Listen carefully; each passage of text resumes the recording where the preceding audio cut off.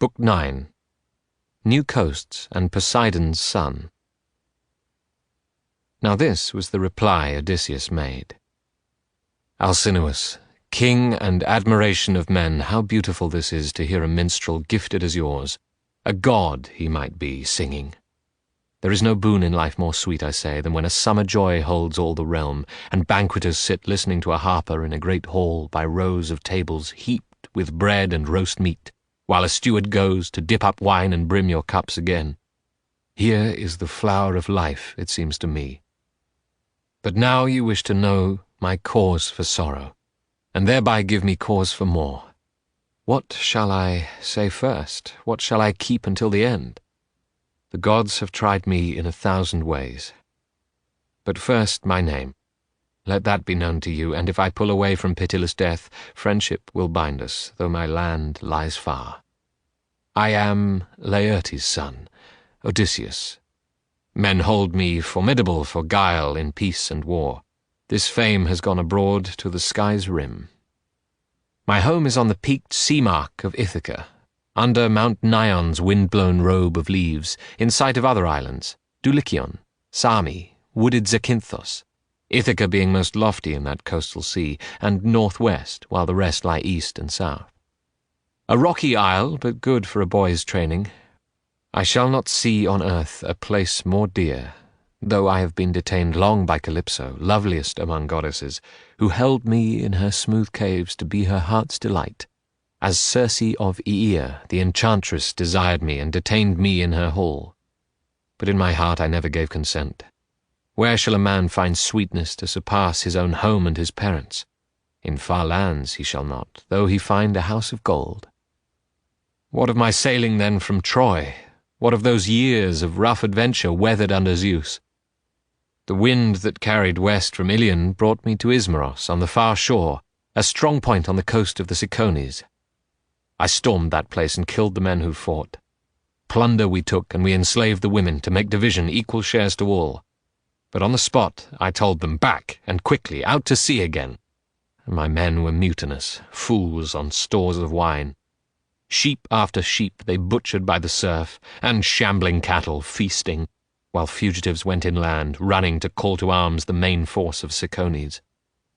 This was an army trained to fight on horseback, or, where the ground required, on foot.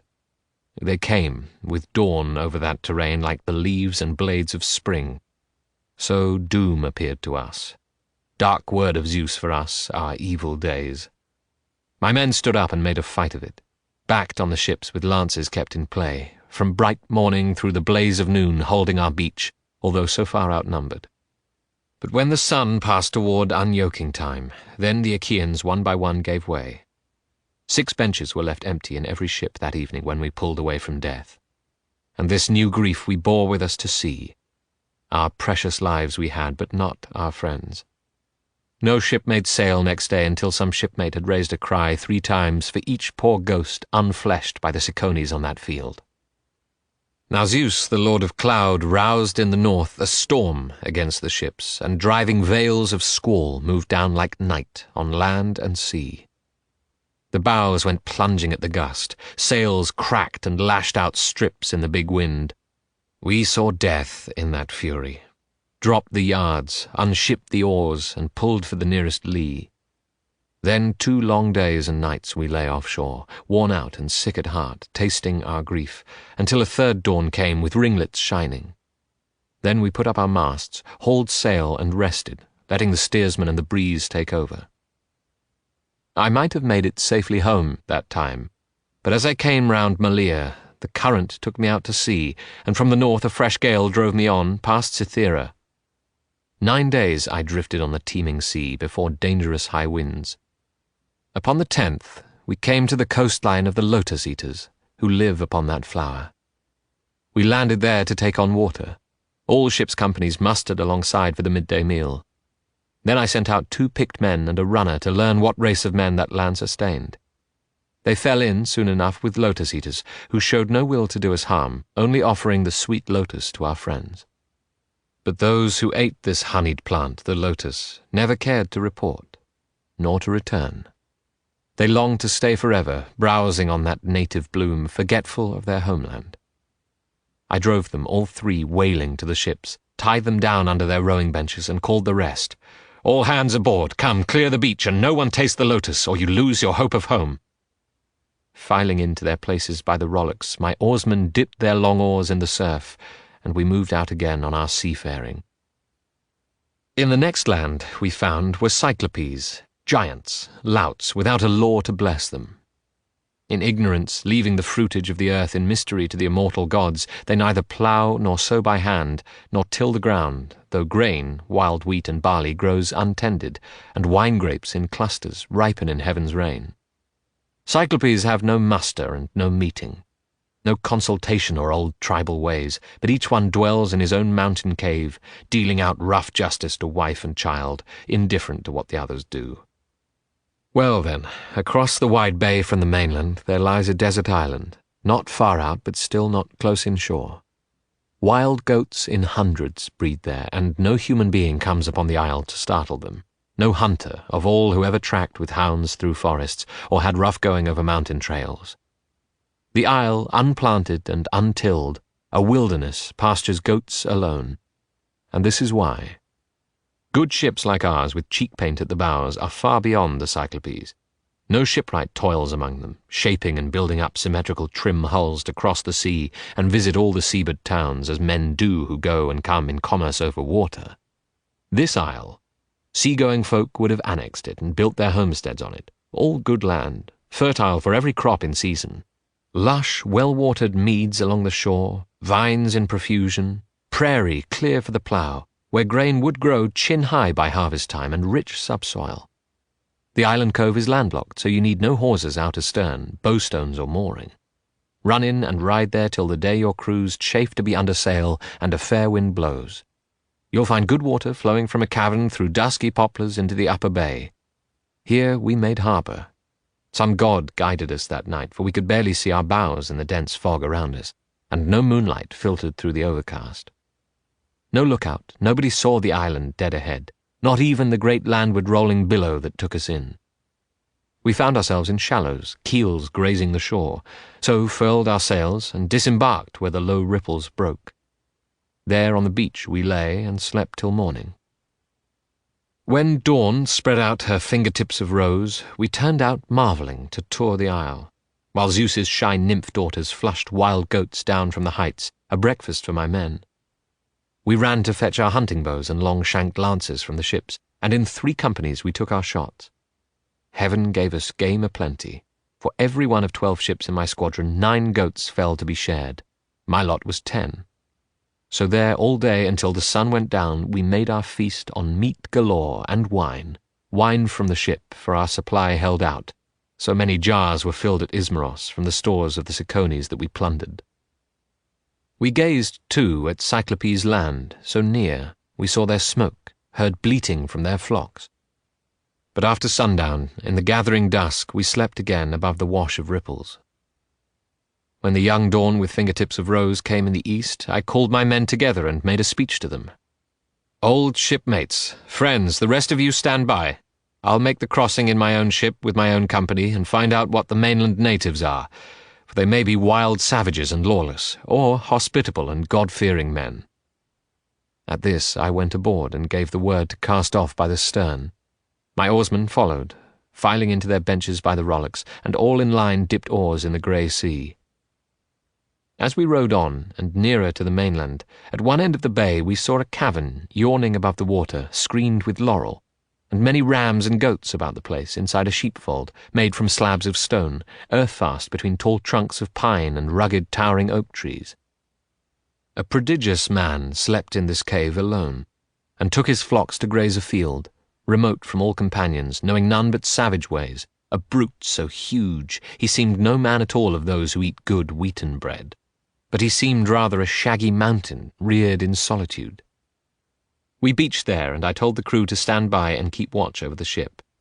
As for myself, I took my 12 best fighters and went ahead. I had a goatskin full of that sweet liquor that Euanthes' son, Maron, had given me. He kept Apollo's holy grove at Ismarus. For kindness, we showed him there and showed his wife and child. he gave me 7 shining golden talents, perfectly formed, a solid silver wine bowl, and then this liquor, 12 two-handled jars of brandy, pure and fiery. Not a slave in Maron's household knew this drink. Only he, his wife, and the storeroom mistress knew. And they would put 1 cupful, ruby-coloured, honey-smooth, in 20 more of water. But still the sweet scent hovered like a fume over the wine bowl. No man turned away when cups of this came round. A wineskin full I brought along, and victuals in a bag, for in my bones I knew some towering brute would be upon us soon, all outward power, a wild man, ignorant of civility.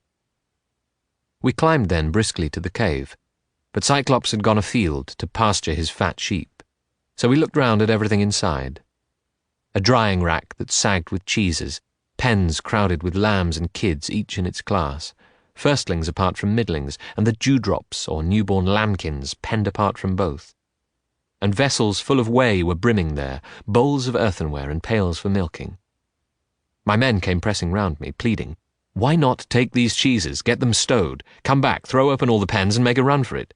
We'll drive the kids and lambs aboard. We say put out again on good salt water." Ah, how sound that was, yet I refused. I wished to see the caveman, what he had to offer. No pretty sight, it turned out, for my friends. We lit a fire, burnt an offering, and took some cheese to eat, then sat in silence around the embers waiting. When he came, he had a load of dry boughs on his shoulder to stoke his fire at supper time. He dumped it with a great crash into that hollow cave, and we all scattered fast to the far wall. Then over the broad cavern floor he ushered the ewes he meant to milk.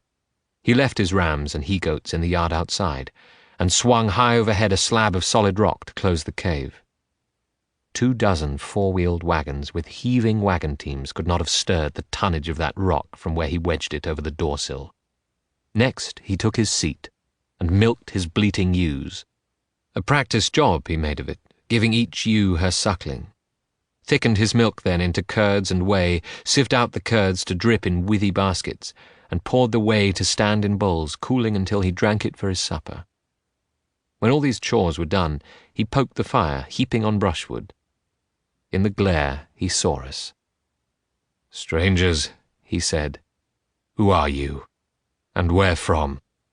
What brings you here by sea ways, a fair traffic, or are you wandering rogues who cast your lives like dice and ravage other folk by sea?" We felt a pressure on our hearts, in dread of that deep rumble and that mighty man, but all the same I spoke up in reply. "We are from Troy, Achaeans blown off course by shifting gales on the great South Sea, homeward bound but taking routes and ways uncommon, so the will of Zeus would have it. We served under Agamemnon, son of Atreus. The whole world knows what city he laid waste, what armies he destroyed. It was our luck to come here. Here we stand, beholden for your help, or any gifts you give, as custom is to honour strangers. We would entreat you, great sir, have a care for the gods' courtesy. Zeus will avenge the unoffending guest." He answered this from his brute chest unmoved. "You are a ninny. Or else you come from the other end of nowhere telling me mind the gods. We Cyclopes care not a whistle for your thundering Zeus, or all the gods in bliss. We have more force by far. I would not let you go for fear of Zeus, you or your friends, unless I had a whim to. Tell me, where was it now you left your ship? Around the point or down the shore, I wonder?" He thought he'd find out, but I saw through this, and answered with a ready lie. "My ship? Poseidon, Lord, who sets the earth a-tremble, broke it up on the rocks at your land's end. A wind from seaward served him, drove us there. We are survivors, these good men and I." Neither reply nor pity came from him, but in one stride he clutched at my companions and caught 2 in his hands like squirming puppies to beat their brains out, spattering the floor. Then he dismembered them and made his meal, gaping and crunching like a mountain lion. Everything, innards, flesh, and marrow bones. We cried aloud, lifting our hands to Zeus, powerless, looking on at this, appalled.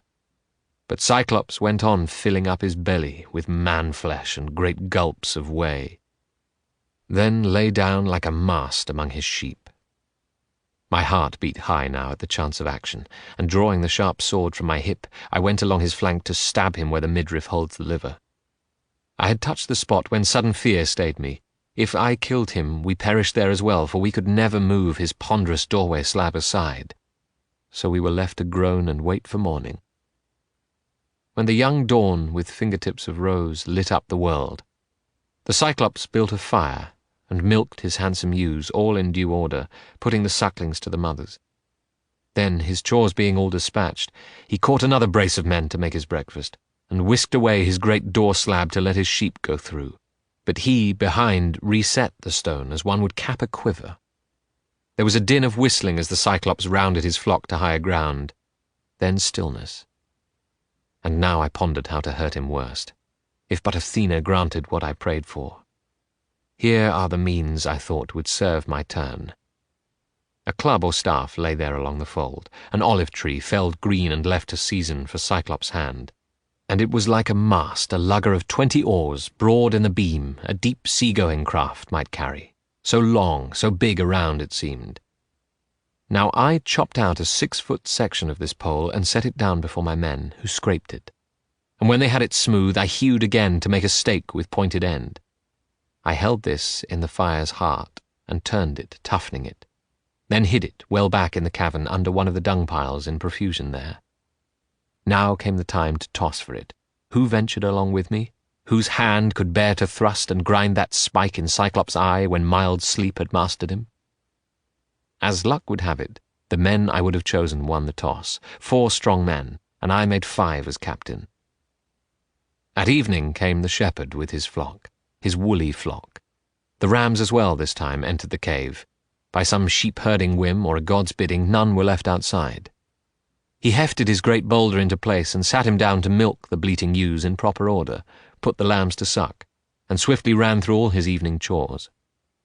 Then he caught 2 more men and feasted on them. My moment was at hand, and I went forward holding an ivy bowl of my dark drink, looking up, saying, "Cyclops, try some wine. Here's liquor to wash down your scraps of men. Taste it and see the kind of drink we carried under our planks. I meant it for an offering if you would help us home. But you are mad, unbearable, a bloody monster. After this, will any other traveller come to see you?" He seized and drained the bowl, and it went down so fiery and smooth he called for more. "Give me another. Thank you kindly. Tell me, how are you called? I'll make a gift will please you. Even Cyclopes know the wine grapes grow out of grassland and loam in heaven's rain, but here's a bit of nectar and ambrosia." 3 bowls I brought him, and he poured them down. I saw the fuddle and flush come over him. Then I sang out in cordial tones, "Cyclops, you ask my honourable name. Remember the gift you promised me, and I shall tell you. My name is Nobody. Mother, father, and friends, everyone calls me Nobody." And he said, "Nobody's my meat then, after I eat his friends. Others come first. There's a noble gift now." Even as he spoke, he reeled and tumbled backward, his great head lolling to one side, and sleep took him like any creature. Drunk, hiccuping, he dribbled streams of liquor and bits of men. Now, by the gods, I drove my big hand spike deep in the embers, charring it again, and cheered my men along with battle talk to keep their courage up. No quitting now. The pike of olive, green though it had been, reddened and glowed as if about to catch. I drew it from the coals, and my 4 fellows gave me a hand, lugging it near the Cyclops as more than natural force nerved them. Straight forward they sprinted, lifted it, and rammed it deep in his crater eye, and I leaned on it, turning it as a shipwright turns a drill in planking, having men below to swing the 2-handled strap that spins it in the groove. So with our brand we bored that great eye socket, while blood ran out around the red-hot bar. Eyelid and lash were seared, the pierced ball hissed broiling, and the roots popped. In a smithy one sees a white-hot axe-head or an adze plunged and wrung in a cold tub, screeching steam. The way they make soft iron hale and hard, just so that eyeball hissed around the spike. The Cyclops bellowed and the rock roared round him, and we fell back in fear. Clawing his face, he tugged the bloody spike out of his eye, threw it away, and his wild hands went groping. Then he set up a howl for Cyclopes who lived in caves on windy peaks nearby. Some heard him, and they came by diverse ways to clump around outside and call, "What ails you, Polyphemus? Why do you cry so sore in the starry night? You will not let us sleep. Sure no man's driving off your flock. No man has tricked you, ruined you." Out of the cave the mammoth Polyphemus roared in answer, Nobody's tricked me. Nobody's ruined me." To this rough shout they made a sage reply, well, if nobody has played you foul there in your lonely bed, we are no use in pain given by great Zeus. Let it be your father, Poseidon Lord, to whom you pray." So saying, they trailed away, and I was filled with laughter to see how like a charm the name deceived them. Now Cyclops, wheezing as the pain came on him, fumbled to wrench away the great doorstone, and squatted in the breach with arms thrown wide for any silly beast or man who bolted, hoping somehow I might be such a fool. But I kept thinking how to win the game. Death sat there huge. How could we slip away? I drew on all my wits, and ran through tactics, reasoning as a man will for dear life, until a trick came, and it pleased me well. The Cyclops rams were handsome, fat, with heavy fleeces, a dark violet. 3 abreast, I tied them silently together, twining cords of willow from the ogre's bed. Then slung a man under each middle one to ride there safely, shielded left and right. So 3 sheep could convey each man. I took the woolliest ram, the choicest of the flock, and hung myself under his kinky belly, pulled up tight, with fingers twisted deep in sheepskin ringlets for an iron grip. So, breathing hard, we waited until morning. When dawn spread out her fingertips of rose, the rams began to stir, moving for pasture, and peals of bleating echoed round the pens, where dams with udders full called for a milking. Blinded and sick with pain from his head wound, the master stroked each ram, then let it pass. But my men riding on the pectoral fleece, the giant's blind hands blundering, never found. Last of them all, my ram, the leader, came, weighted by wool, and me with my meditations.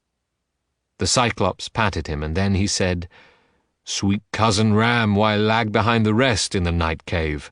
You never linger so, but graze before them all and go afar to crop sweet grass and take your stately way, leading along the streams until at evening you run to be the first one in the fold. Why now so far behind? Can you be grieving over your master's eye? That carrion rogue and his accursed companions burnt it out when he had conquered all my wits with wine. Nobody will not get out alive, I swear. Oh, had you brain and voice to tell where he may be now, dodging all my fury. Bashed by this hand and bashed on this rock wall, his brains would strew the floor, and I should have rest from the outrage nobody worked upon me." He sent us into the open then. Close by I dropped and rolled clear of the ram's belly, going this way and that to untie the men. With many glances back we rounded up his fat, stiff-legged sheep to take aboard, and drove them down to where the good ship lay. We saw, as we came near, our fellows' faces shining. Then we saw them turn to grief, tallying those who had not fled from death. I hushed them, jerking head and eyebrows up, and in a low voice told them, "Load this herd, move fast, and put the ship's head toward the breakers." They all pitched in at loading, then embarked and struck their oars into the sea. Far out, as far offshore as shouted words would carry, I sent a few back to the adversary. "Oh, Cyclops, would you feast on my companions? Puny am I in a caveman's hands. How do you like the beating that we gave you, you damned cannibal, eater of guests under your roof? Zeus and the gods have paid you." The blind thing in his doubled fury broke a hilltop in his hands and heaved it after us. Ahead of our black prow it struck and sank, whelmed in a spuming geyser, a giant wave that washed the ship's stern foremost back to shore. I got the longest boat hook out and stood fending us off with furious nods to all to put their backs into a racing stroke. Row, row or perish. So the long oars bent, kicking the foam sternward, making head until we drew away and twice as far. Now when I cupped my hands, I heard the crew in low voices protesting. God's sake, Captain, why bait the beast again? Let him alone. That tidal wave he made on the first throw all but beached us, all but stove us in. Give him our bearing with your trumpeting, he'll get the rage and lob a boulder. Aye, he'll smash our timbers and our heads together. I would not heed them in my glorying spirit, but let my anger flare, and yelled, Cyclops, if ever mortal man inquire how you were put to shame and blinded, tell him, Odysseus, raider of cities, took your eye, Laertes' son, whose home's on Ithaca. At this he gave a mighty sob, and rumbled, Now comes the weird upon me, spoken of old. A wizard grand and wondrous lived here, Telemos, a son of Eurymos. Great length of days he had in wizardry among the Cyclopes, and these things he foretold for time to come. My great eye lost, and at Odysseus's hands. Always I had in mind some giant, armed in giant force, would come against me here. But you, small, pitiful, and twiggy, you put me down with wine, you blinded me. Come back, Odysseus, and I'll treat you well, praying the god of earthquake to befriend you. His son I am, for he by his avowal fathered me, and if he will, he may heal me of this black wound, he and no other of all the happy gods or mortal men. Few words I shouted in reply to him. If I could take your life, I would, and take your time away and hurl you down to hell. The god of earthquake could not heal you there. At this he stretched his hands out in his darkness toward the sky of stars, and prayed Poseidon. Oh, hear me, Lord, blue girdler of the islands. If I am thine indeed, and thou art father, grant that Odysseus, raider of cities, never see his home. Laertes' son, I mean, who kept his hall on Ithaca. Should destiny intend that he shall see his roof again among his family in his fatherland, far be that day, and dark the years between. Let him lose all companions, and return under strange sail to bitter days at home. In these words he prayed, and the god heard him. Now he laid hands upon a bigger stone, and wheeled around, titanic for the cast, to let it fly in the black-prowed vessel's track. But it fell short, just aft the steering oar, and whelming seas rose giant above the stone, to bear us onward toward the island. There, as we ran in, we saw the squadron waiting, the trim ships drawn up side by side, and all our troubled friends who waited, looking seaward. We beached her, grinding keel in the soft sand, and waded in ourselves on the sandy beach. Then we unloaded all the Cyclops flock to make division, share and share alike. Only my fighters voted that my ram, the prize of all, should go to me. I slew him by the seaside, and burnt his long thigh bones to Zeus beyond the storm cloud, Cronos' son, who rules the world. But Zeus disdained my offering. Destruction for my ships he had in store, and death for those who sailed them, my companions. Now all day long until the sun went down, we made our feast on mutton and sweet wine, till after sunset in the gathering dark, we went to sleep above the wash of ripples. When the young dawn with fingertips of rose touched the world, I roused the men, gave orders to man the ships, cast off the mooring lines, and filing in to sit beside the rowlocks, oarsmen in line dipped oars in the grey sea. So we moved out, sad in the vast offing, having our precious lives, but not our friends.